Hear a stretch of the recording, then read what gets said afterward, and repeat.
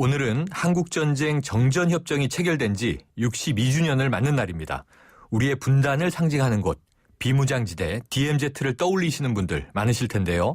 뉴스 정면 승부도 지난달에 한국전쟁 발발 65주년을 맞아서 DMZ에 주목을 했었습니다. 오늘은 민간으로는 최초로 비무장지대 전 구간을 직접 종주한 분을 만나봅니다. 지구상의 마지막 비무장지대를 걷다. 이 책의 제목인데요. 저자 서재철 녹색연합 전문위원과 이야기 나눠봅니다. 서 의원님 안녕하세요. 네, 안녕하십니까. 네, 이 민간인 최초로 비무장지대 전 구간을 종주하셨는데요. 어떤 계기로 시작하셨습니까? 예, 지난 2006년에 그 산림청에서 민북 지역 비무장지대 일원의 재해 실태 조사를 기획하면서 네.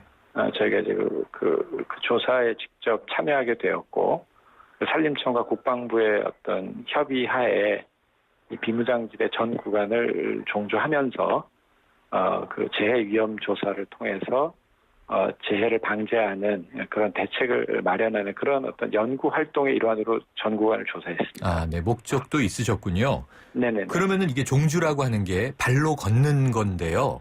네네. 얼마 기간 걸리셨어요? 물리적으로 약 2달 정도 시간이 소요됐고요. 네. 이제 주로 이제 아침에 그 민통선을 통과해서 철책선 지역으로 들어가면 거기서 네. 이제 우리 군인들이 GOP라고 하는 그 순찰로 네. 거기를 이제 파주 서쪽 끝부터 동쪽까지 하루에 이렇게 이제 정해진 구간만큼씩 걷고, 네. 그래서 이제 서쪽부터 동쪽까지 직접 전 구간을 걸으면서 민통선과 비무장지대를 조사를 했었습니다. 그렇군요. 이 종주 과정 좀 복잡하고 어렵지는 않았나요?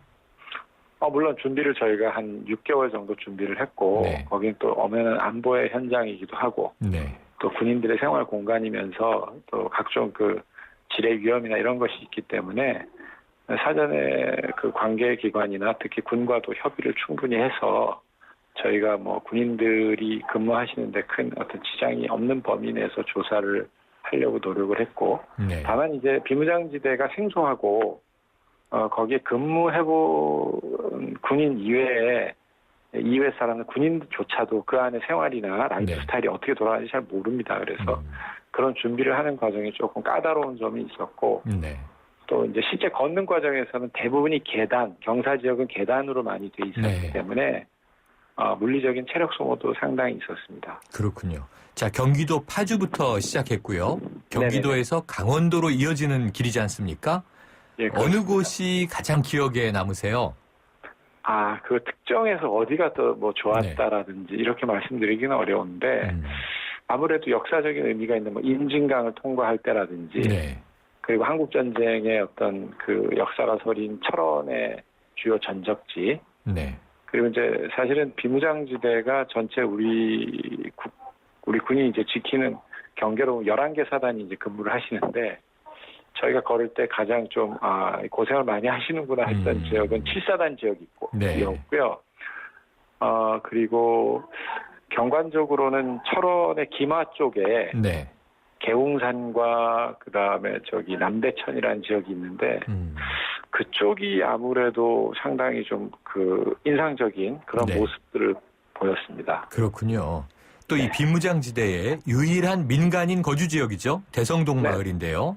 네네. 전에 저희 프로그램에서도 이 민통선 마을 통일촌 이장님과 이야기 나눈 바가 있습니다. 네네. 근데 이제 다른 마을과 특별히 다르지는 않다 이런 이야기도 하셨는데 이 대성동 마을 어떠셨는지요? 특별한 풍경을 느끼신 게 있습니까? 들어가기 전에 이제 진입할 때는 비무장지대 철조망 그 통문을 통과해야 되기 때문에 네. 상당히 다른 느낌인데요. 막상 대성동 안에 들어가 보면 우리 경기도 파주나 연천에 있는 그런 어떤 그 농경지와 그런 어떤 농사하는 그런 시골 마을과 그다지도 다르지도 않습니다. 네.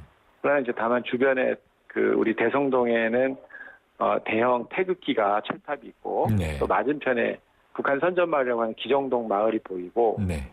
그리고 이제 조금 우리가 역시 여기가 비무장지대구나 느꼈던 거는 대성동 전면에 농경지가 있고 거기에 정자가 있는데, 네.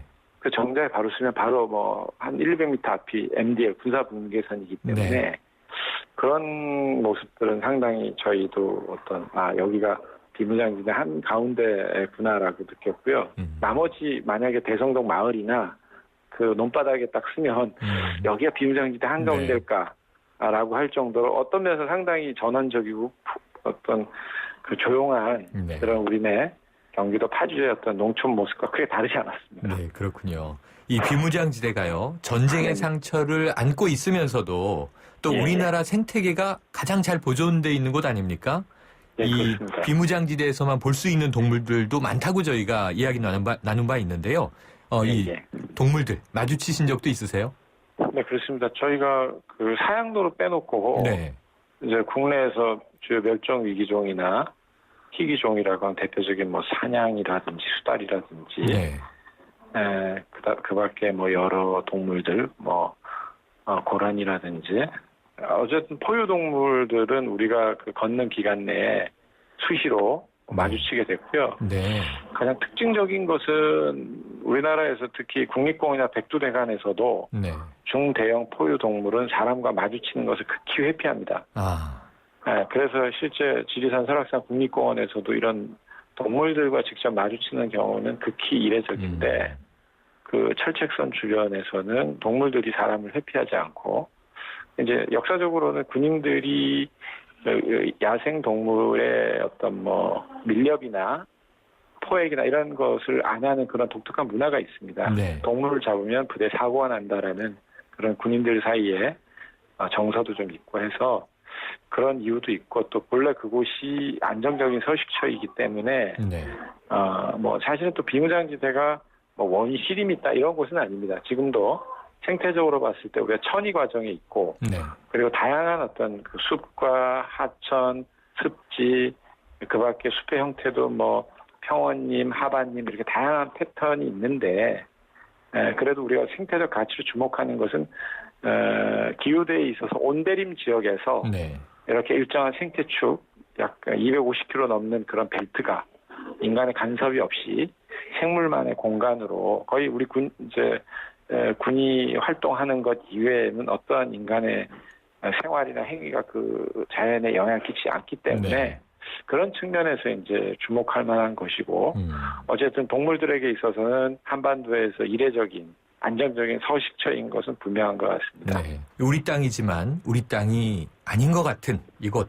특히 비무장지대는요. 전 세계 국경 가운데서 이 군사적 네네. 대치가 가장 삼엄한 곳 아닙니까? 예, 예. 이 비무장지대 걸으실 때 가장 많이 들었던 생각 어떤 거셨어요? 아무래도 이 걸으면서 개인적인 소외라는 부분에 있어서는 60년 동안 하나도 변하지 않고 여전히 대치를 하고 있고 그리고 지금 이 시간에도 네. 155마일에서 군인들이 북쪽을 그리고 북에서는 남쪽을 응시하고 있고 한밤중에도 잠을 자지 않고 오직 하나 적이 도발이나 침투를 막아내기 위한 네. 물론 이것은 이제 안보적 현실에서는 즉이 타당한 것이지만 네. 좀 더 우리가 역사적 맥락에서 보자면 지구상의 유일한 곳이고 그리고 또 그 역사에서 60년 역사 과정에서는 우리 시민들이 잘 알지 못하는 정말 가슴 네. 아프고 또 전쟁 전야 한국 전쟁 이후에도 여러 차례 전쟁 일보 직전까지 갔던 위기 그런 긴장 상태가 계속 이어졌던 네. 특히 또 하나 이제 가슴 아픈 것은 제가 이 비무장지대를 종주하면서 확실히 느꼈던 것은 더 이상 남과 북이 체제 논쟁을 할 이유는 없다. 워낙 그 북한 체제가 철조망에서 바라봐도 낙후돼 있고 네. 경제적으로 아주 처절할 정도로 저희는 이제 그것을 북한의 산리방패화를 통해서 유추할 수 있었는데요. 네. 155마일 걸으면서 바라본 북쪽은 그래도 그쪽은 선군 정치나 군에 대한 대우가 가장 좋다라고 하지만 네. 군만 주둔하는 북한의 철책선 주변에서도 연료가 얼마나 없었으면 주변에 살림은 하나도 그렇군요. 남아있지 않고 네. 이런 어떤 모습을 보면서 당연하게 우리는 이제 하루빨리 네. 이 지금 정전 체제가 평화협정으로 넘어가야 되는데 네. 남북의 현실은 그러하기에는 여전히 내외의 정세라든지 상황이 네.